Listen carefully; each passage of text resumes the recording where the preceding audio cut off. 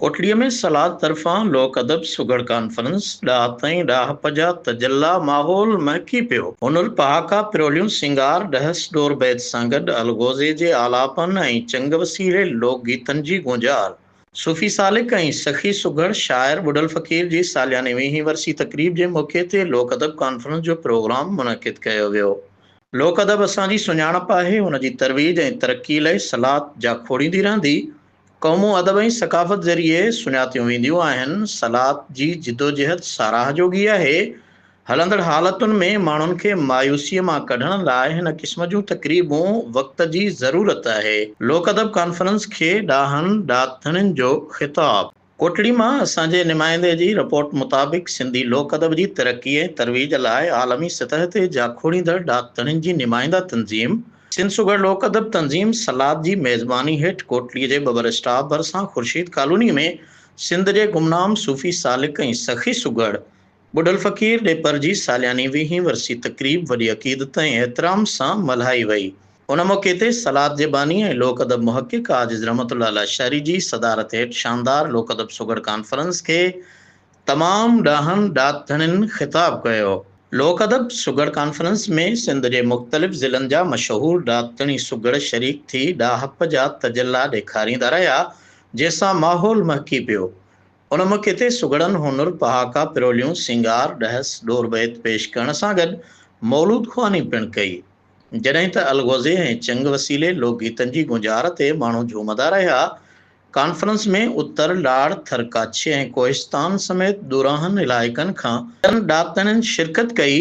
तन में सलाद जो बानी ऐं लोक अदब मुहक़िक़ आजिज़ रहमतुल्लाह लाशारी, अदीब ऐं सियासी समाजी अॻवान कामरेड अमानुल्लाह चांडियो, सैयद शाहदिनो शाह जीलानी, महबूब अली ॾेपर, काज़ी बदरुद्दीन, मीर अल उतरादी, सिराज अमन जम्माराणी, फ़कीर अब्दुल अज़ीज़ जलबाणी, मोहम्मद असलम सियाल, तालिब हुसैन बंबरो, आबिद हुसैन जागीराणी, इकरामुल्लाह जागीराणी, मोहम्मद याकूब जागीराणी, मीर अली हसन टालपुर, बालक सुगड़ न्याणी, मेहरुन्निसा मंगलो, हलीमा चांडियो, अली अकबर उदासी चांडियो, अब्दुल लतीफ़ बबर, अली नवाज़ तीमणो, अल्लाह ॾिनो मल्लाह, जुल्फ़कार हालार सोमरो, ग़ुलाम इसाक़ चांडियो, हाजी मुमताज़ अली लाशारी, ग़ुलाम अब्बास चांडियो, अली शेर ॾेपर, एजाज़ अली ॾेपर, ग़ुलाम मुर्तज़ा ॾेपर,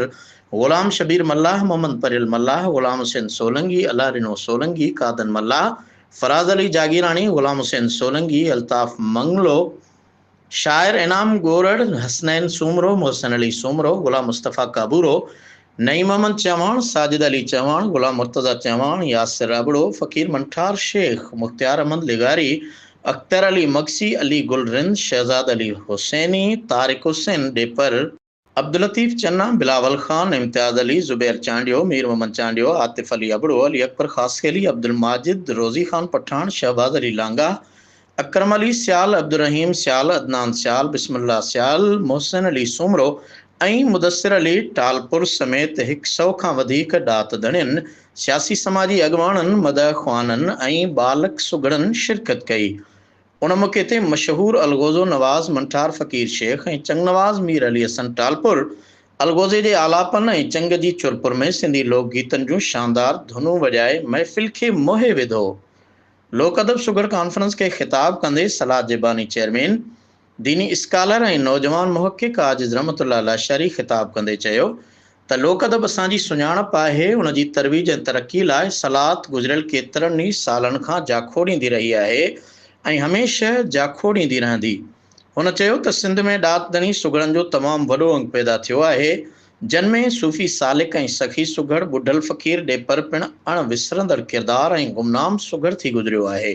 जंहिंजे फ़न ऐं फ़िक्र खे ज़ाहिर करण लाइ संदसि औलाद जे सहकार सां अॼोकी ही यादगार कॉन्फ्रेंस तमामु सुठियूं यादूं छॾींदी। कॉन्फ्रेंस जे महिमान ख़ासि ऐं सियासी समाजी अॻवान एडवोकेट कामरेड अमानुल्लाह चांडियो चयो त क़ौमूं अदब ऐं सक़ाफ़त ज़रिए सुञातियूं वेंदियूं आहिनि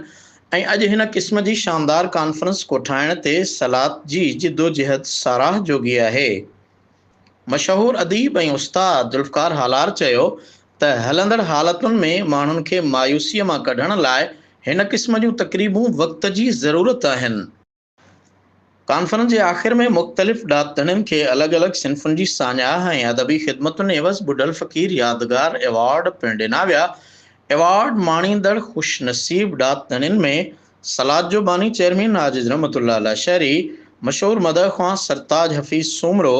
अदीब जुल्फकार हालार सोमरो, बैन अल-अक़वामी सुगढ़ काजी बदरुद्दीन, सकाफती सेक्रेटरी सुगढ़ खादिम हुसैन मंगलो,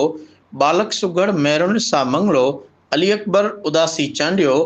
बालक सुगढ़ हलीमा चांडियो, मीर मोहम्मद चांडियो, गुलाम इसाक चांडियो, सूफी सलेमान जुनेजो, अब्दुल गफूर डेपर, अली शेर डेपर, महबूब अली डेपर,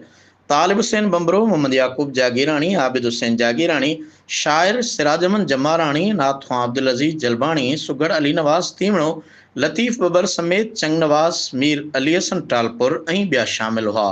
प्रोग्राम के आखिर में समूरन मेहमानन लाइ रवायती मेहमान नवाज़ीअ जा उसूल कायम रखंदे सकाफ़ती खाधन वसीले शानदार आदर भाव कयो वियो, जॾहिं त तक़रीब जी कार्रवाई ज़ुल्फ़कार अली हालार हलाई।